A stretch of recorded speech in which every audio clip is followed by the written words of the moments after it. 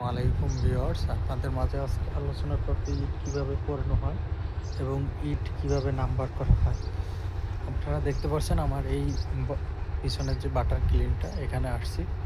এখানে মূলত 2 রাউন্ড ইট পরানো হয়েছে। আপনারা দেখতে পাচ্ছেন যে দিকটা পুরানো ইট আছে, ওদিকটা নতুন ইট আছে।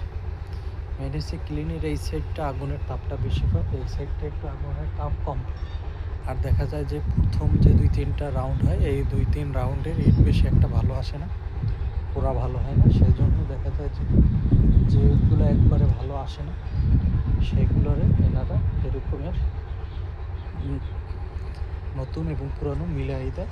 নতুনগুলো উপরে দেয়, উপরের দিকে তাপের হিটটা বেশি থাকে, নিচে তাপের হিটটা কম থাকে। দেখা যায় যে উপরে যদি ঠিক দক্ষ কারিগর হয় তাহলে এমনি নাম্বার হয়, আর নিচেরগুলো অল্প হিটে এগুলো হয় নাম্বার নাম্বার হবে আর না পিক হবে। 2 নম্বর 3 নম্বর আর ওরকমের বের হয় না, কিন্তু প্রথম 2-3 রাউন্ডে প্রচুর পরিমাণে 2 নম্বর 3 নম্বর ইট বের হয়, যেগুলো মার্কেটে ভ্যালু নেই। যার কারণে এইভাবে ইট পোড়ানো হয়, যার কারণে এই ইটগুলো সম্পূর্ণ নাম্বার আর পিকে এসে যায়। আপনারা ইতিমধ্যে দেখতে পাচ্ছেন এই পিছন সাইডটা সব নাম্বার ইট।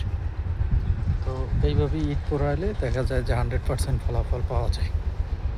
আমাদের ভিডিওটি ভালো লাগলে আমাদের চ্যানেলটি সাবস্ক্রাইব করে দেবেন।